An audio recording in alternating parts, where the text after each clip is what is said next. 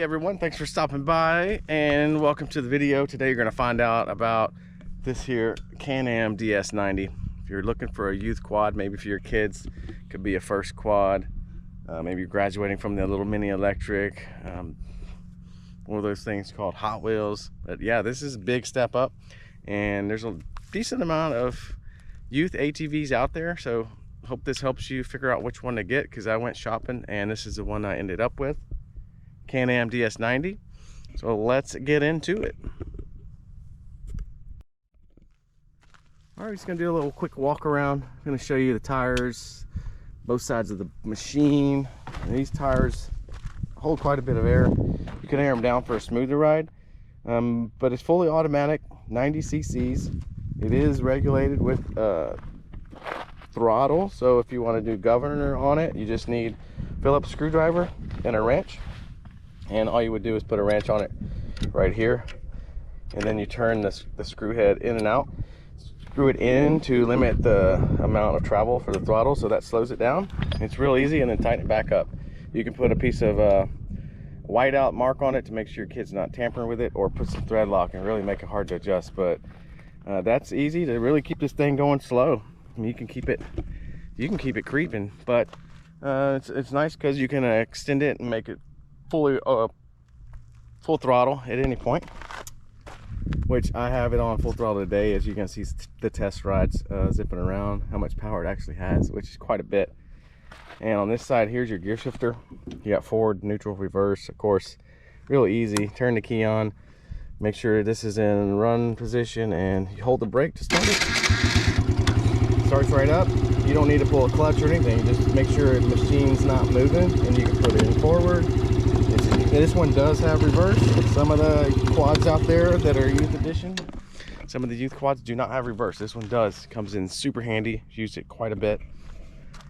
Comes with the knobby tires that you see here, and the rear is chain driven. It's an adjustable chain, so you can tighten it depending on the weight of the rider. And it has a little bump skid plate on the bottom. It's been really good. I've had it for about probably, I don't know if it's been 2 months already, but this one here is a 2021, and it basically was brand new when I picked it up off Facebook Marketplace, and it's been great. She runs quite well.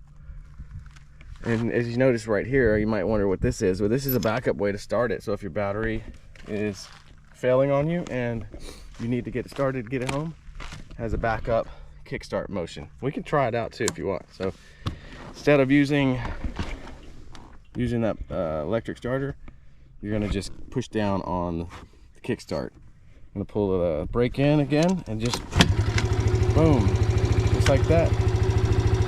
Fires up, and no battery, so that's nice too. And then you want to do is fold that out of the way, and off you go. So a little bit more about the rig. You may wonder what size kid should this fit on. It says on the fender plate no kids under 10. Now my son is 6 years old, and he's been driving the tar out of this thing, and believe it or not, I've been breaking all the rules. So supposed to only do one rider. I've been riding on the back to get him used to it in the beginning, and I weigh just under 200 or so, and he is, with him and I on it, we're probably pushing 240, and this thing is fine. It doesn't struggle with both of us on it. Even when I had the throttle limited probably to a quarter, we were still hitting about 15 miles an hour, and it's not as fast, but it's safer, and I was able to train him and ride on it. Did great, did really good. So I'm really happy with that. And as you see, it has headlights in the front, which is the only bad thing about this one. The headlights are nice and all, but at nighttime they really aren't bright enough. You could probably upgrade those. If this video gets 100 likes, I will definitely do a mod and upgrade the headlights. I know this is a little youth rig, but they're pretty cool. So hopefully you have some kids out there and you're considering quads. We did look at the Kawasaki. I think it was a 90 as well. It was a lime green, pretty cool. It was actually quite a bit smaller, slower, and did not have reverse. It just didn't feel as solid as this rig, and this one has a little bit more clearance too. It's a decent amount of ground clearance. So if you're out there trying to figure out, should I get my kiddo a youth quad 90 cc's is quite a bit. I wanted that because what did it do? It gives him plenty of room to grow into it. Yeah, he's 6. I got a 10-year-old as well. She drives it, she loves it, and my 12-year-old likes it. So all the kiddos can ride this and take turns, and I can limit the throttle so you can slow it down, keep it safer. Good brakes again, like I said. So all around good rig, and I don't hate it. So let's go on test run. I'll show you some cruising around with the throttle limiter off, no governor. You'll be able to see the kind of the pep it has and what it does. And I hope this helps. Please leave a comment if you have questions on it. It's the first video on the Can-Am Youth DS90. All right, quick cut into the video. I wanted to also mention 2 things. It's carbureted. I have not had any issues starting it. I run non-ethanol fuel in it just because that will minimize any issues at all. If you leave it sitting for a long time, non-ethanol will be just fine.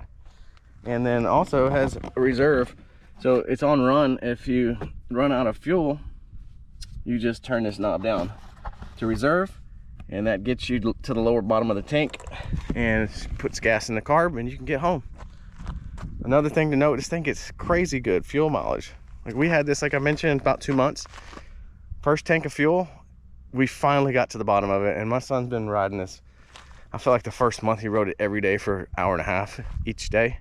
I was waiting for it to just suck down the gas, and it seriously, I feel like it gets 100 miles a gallon or something crazy. So fuel consumption is excellent, and also it's not that loud. Like, it is pretty dadgum quiet. I mean, it does not make much noise. It doesn't aggravate anyone. So if you're riding in maybe a, I don't know, not congested, but an area where some folks are nearby and they'll get mad at a 4-wheeler ripping all the time, this one's not going to aggravate them. It sounds like quieter than the lawnmower by far. Sounds like well, maybe if you have a lawnmower on idle, like push mower. Not even that. Actually, it's super quiet. Let's just hear it again. I mean, it is.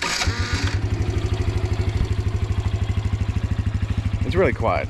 I've got a Kawasaki brute force that makes too much noise. Actually makes a lot of noise. It sounds really good, but in rural areas, you can get away with this. I mean, really, you get 100 yards from it, you can't hear it. So, anyway, let's go ride.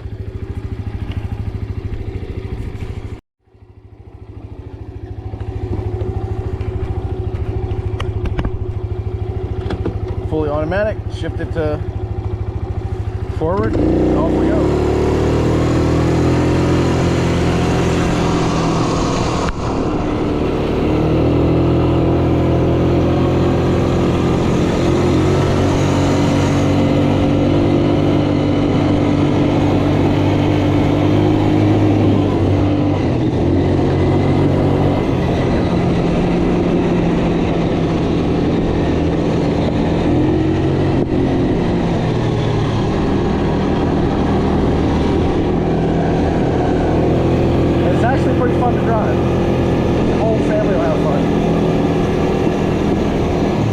The coolest part is being able to ride 2 up on it, which you're not supposed to, but for training my kid, I feel it was necessary, and definitely safe, wear your helmets, all that good stuff. But you did fine. Okay, let's strut through some brush, show you what it does.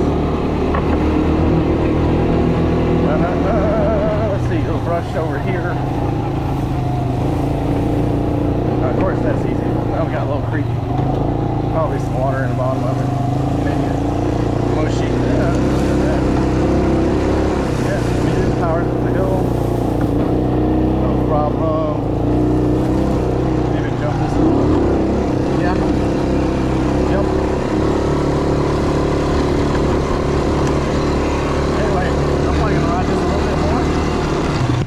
But we appreciate you stopping by. Let me know what you think. Happy to do some more reviews.